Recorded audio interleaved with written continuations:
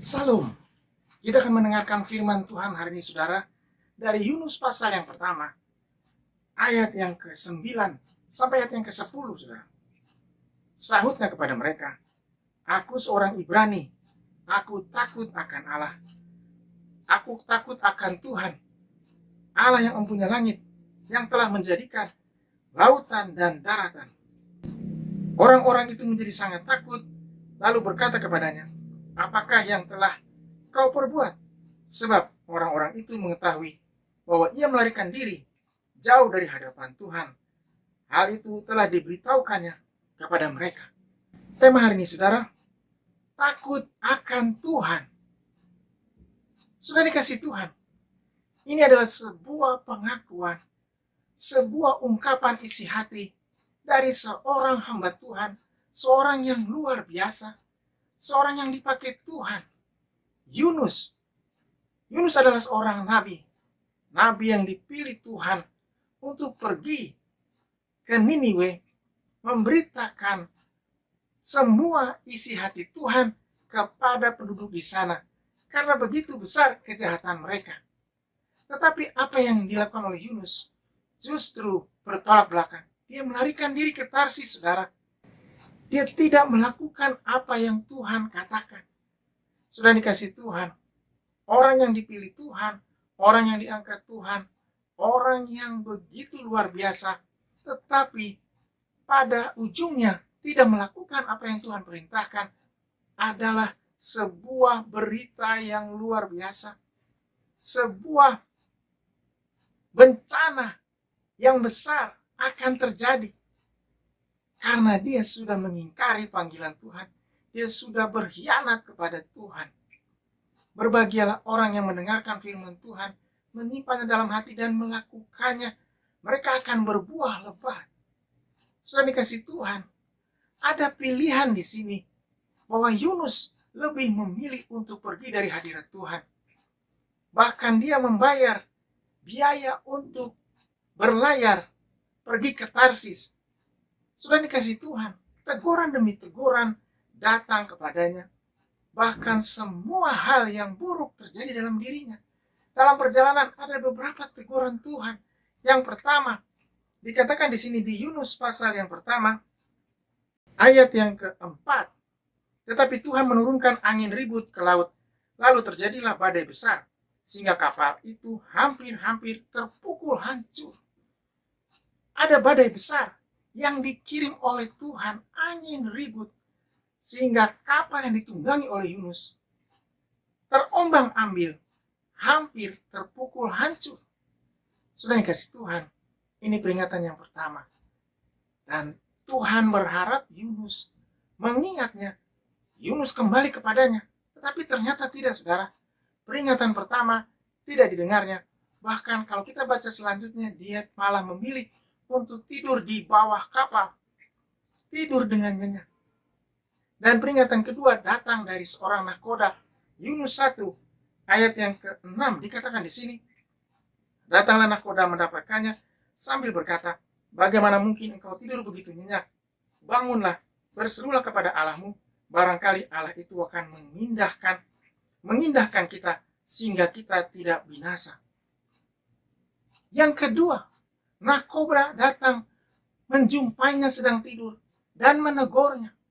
Sudah dikasih Tuhan, kalau sampai Yunus tidak mendengarkannya, pasti bencana demi bencana besar akan terjadi. Pasti orang-orang di kapal itu akan mendapatkan malapetaka, akan menderita. Bahkan nahkoda menyuruhnya untuk memanggil Allahnya, supaya mereka terhindar dari semua malapetaka. Apa yang terjadi pada Yunus? Yunus pasal 1 ayat yang ke-7. Lalu berkatalah mereka satu sama lain, "Marilah kita buang undi, supaya kita mengetahui karena siapa kita ditimpa oleh malapetaka ini." Mereka membuang undi. Yunuslah yang kena undi. Inilah sebuah peringatan Tuhan yang ketiga, saudara. Yunus kena undi. Bagaimana mungkin? Undian itu kan hanya untuk permainan, hanya untuk menentukan siapa yang salah. Tetapi ini bukan kebetulan. Ternyata Yunus yang kena, saudara. Sudah dikasih Tuhan. Inilah cara Tuhan memakai orang-orang sekitarnya, memakai nahkoda, memakai alam lewat angin yang begitu hebat, angin ribut badai besar, untuk menyadarkannya, untuk mengembalikannya, untuk dia datang kepada Allah.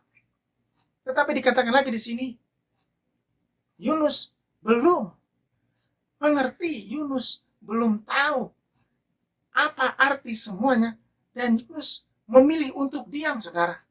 Sampai akhirnya ada peringatan selanjutnya. Di sini dikatakan di Yunus pasal 1 ayat yang ke-8. Berkatalah mereka kepadanya, beritahukanlah kepada kami, karena siapa kita ditimpa oleh malapetaka ini? Apa pekerjaanmu? Dan dari mana engkau datang? Apa negerimu? Dan dari manakah? Dari bangsa manakah engkau? Sudah dikasih Tuhan, ketika ada orang-orang datang kepadanya dan bertanya, beritahukanlah kepada kami, karena siapa kita ditimpa oleh malapetaka ini? Apa pekerjaanmu? Dan dari mana engkau datang? Apa negerimu? Dan dari bangsa manakah engkau? Di situ dia mulai merasakan teguran Tuhan. Sebab beruntung teguran Tuhan hari itu, jam itu, saat itu juga, sampai dia menyadarinya, saudara. Sudah dikasih Tuhan, orang yang jauh dari Tuhan, orang yang meninggalkan Tuhan, orang yang memilih untuk melarikan diri dari hadapan Tuhan hanya karena harta, tahta, wanita, dan semua yang ada di tengah dunia ini. Tuhan datang untuk menegurnya. Tuhan datang berkali-kali, bahkan sangat sering, untuk mengingatkannya, untuk membuat dia sadar, untuk membuat dia kembali kepada Tuhan. Sudah dikasih Tuhan, Tuhan bisa pakai siapa saja untuk melakukannya. Orang-orang sekitar, alam ini, semua yang ada di tengah alam ini, dan juga orang-orang terdekatnya, sampai orang itu sadar. Sudah dikasih Tuhan, berbahagialah orang yang menyadari teguran Tuhan, peringatan Tuhan, dan kembali kepada Tuhan. Orang itu adalah orang-orang yang hebat, orang-orang yang berbahagia, orang-orang yang dipakai Tuhan luar biasa. Tuhan ingin memakainya, Tuhan ingin memberkatinya. Tuhan memanggilnya karena punya sebuah tujuan yang luar biasa, yaitu membuat dia, melayani dia, menjadi berkat bagi banyak orang, dan menyadari semua kesalahannya, minta pengampunan, minta belas kasihan Tuhan. Sudah dikasih Tuhan, kalau kita baca ayat ini, selanjutnya teguran keempat inilah yang membuat Yunus akhirnya sadar, dan dia menjawab semua pertanyaan orang-orang di sana. Dikatakan di sini di Yunus pasal 1 ayat yang ke-7, sahutnya kepada mereka, aku seorang Ibrani, aku takut akan Allah, aku takut akan Tuhan, Allah yang mempunyai langit, yang telah menjadikan lautan dan daratan. Saudaraku yang kekasih, inilah pengakuan yang luar biasa, pengakuan yang hebat. Tidak disangka Yunus bisa berkata-kata seperti itu, bisa mengaku di hadapan banyak orang di tengah situasi yang sulit, di tengah ombak yang begitu besar yang akan menghabisi mereka.